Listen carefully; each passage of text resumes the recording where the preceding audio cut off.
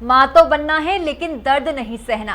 महिलाओं का अधिक उम्र में गर्भ धारण करना और प्रसव की पीड़ा को भी ना सहने की इच्छा सिजेरियन मामलों में वृद्धि कर रही है।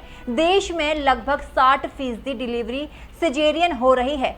इनमें लगभग आधे मामले ऐसे हैं जिनमें महिलाएं प्रसव पीड़ा ना सहने के कारण खुद ही सिजेरियन डिलीवरी की इच्छा व्यक्त करती हैं। हालांकि कॉम्प्लिकेटेड मामलों में सिजेरियन डिलीवरी ने मां व शिशु की मृत्यु दर के आंकड़ों को भारत में 1000 से दाही के अंक तक पहुंचा दिया है।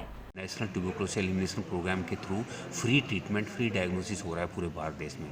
तो मैं सभी बहनों से रिक्वेस्ट करूंगा कि वो पैसे लुटाने की जगह सरकारी अस्पताल में जाएं और वहाँ उनको फ्री दवाई मिलेगी। तो इसमें हम उनको 6 महीने की दवाई देते हैं, पहले 2 महीने 4 दवाइयाँ देते हैं, RHZD जिसको बोलते हैं, और बाद में 4 महीने 3 दवाइयाँ देते हैं।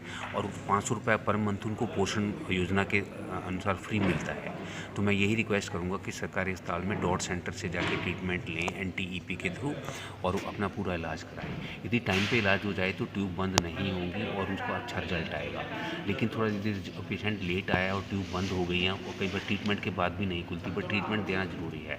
उस केस में इन पेशेंट को इन विट्रो फर्टिलाइजेशन और एम्ब्रियो ट्रांसफर, जिसको हम टेस्ट ट्यूब बेबी कहते हैं, वो उसके भी बड़े अच्छे रिजल्ट आते हैं। मैं मेरठ मेडिकल कॉलेज की प्रिंसिपल रही हूँ और director general medical education Uttar Pradesh में रही हूँ। मैंने फैमिली वेलफेयर प्रोग्राम में काफ़ी योगदान दिया है।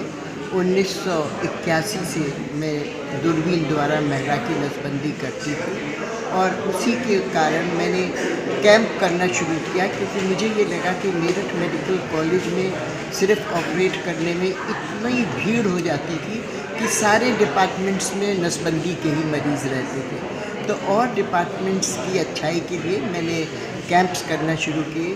पूरी यूपी में मैंने कैंप्स किए, पूरे हरियाणा में मैंने कैंप्स किए और इवन मैंने जम्मू कश्मीर में भी कैंप करे। कि जब मैंने जम्मू में कश्मीर में ये ऑपरेशंस करे तो आप विश्वास मानिए कि कोई भी मुस्लिम महिला ऐसी नहीं थी जो ये कहे कि नहीं, हमारे धर्म में महिला नसबंदी को नहीं मानते हैं और नहीं करनी चाहिए, बल्कि वो कहती थी शायद ये मिथ्स हैं जो लोगों के दिमाग में डाल दिए गए हैं। और कई बार तो मुझे इतना अच्छा लगता था कि जब हमारी टीम उनको एग्ज़ामिन करती थी, क्योंकि हम लोग हमेशा पहले मरीज़ को देखते हैं whether they are fit for operation और नॉट, तो वो हाथ जोड़ के कहते थे डॉक्टर साहब हमें ज़रूर फिट कर दीजिएगा, क्योंकि आज तो हम आ गए पर दोबारा नहीं आ पाएंगे।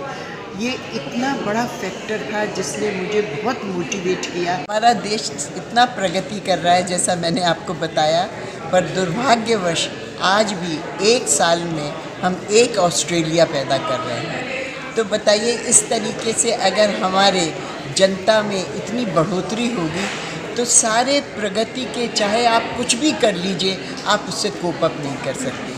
इसलिए किसी भी तरह का डेवलपमेंट के लिए, प्रगति के लिए सबसे बड़ी आवश्यकता है हम अपनी आबादी को कंट्रोल करें। हमारे देश ने काफ़ी प्रगति करी है, हर क्षेत्र में प्रगति करी है, परंतु ये जो पॉपुलेशन है उसने हमारी सारी प्रगति को धूमिल कर दिया है।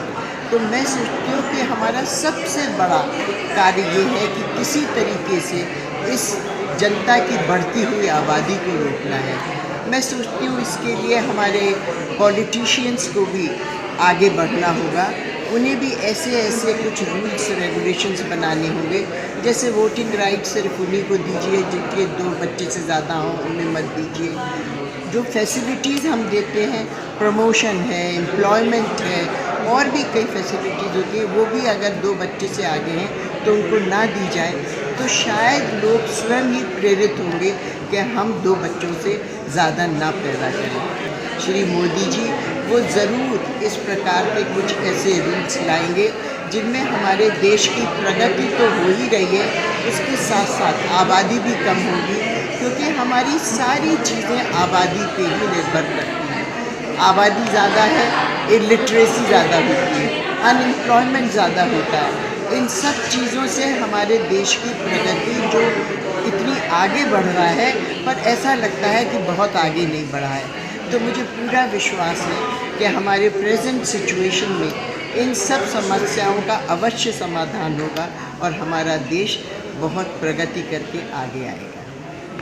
17 अगस्त को हमारा साइंटिफिक प्रोग्राम था जिसमें हमने गायनिक्स की अलग अलग बीमारियों के बारे में डिटेल में डिस्कशन किया। साथ ही IVF की लाइव वर्कशॉप थी जिसमें डॉक्टर विशाली टंडन ने doctor Kamlesh Tandon test tube baby centre से कैसे ओवम पिकअप किया जाता है और कैसे एम्ब्रियो ट्रांसफ़र किया जाता है का लाइव डेमोन्स्ट्रेशन दिया। साथ में ही कॉस्मेटोलॉजी वर्कशॉप है जिसमें जो भी उम्र के साथ हमारे खाल में अंदर के शरीर में जो कमियां पैदा हो जाती हैं, शरीर लूज़ हो जाता है, पेशाब टपकने की तकलीफ़ होने लगती है, के ऊपर डिस्कशंस और बाहर से आए स्पीकर्स ने टॉक दिया। यूट्रस निकालना, पेशाब की समस्या जो उम्र के साथ हो जाती है, इन सब के ऊपर 2-2 घंटे हिंदुस्तान भर से दूसरे शहरों से आए हुए विशेषज्ञों ने डिटेल में अपने हर टॉपिक को कवर करके डिस्कशन किया और उसके समाधान के बारे में डिस्कस किया।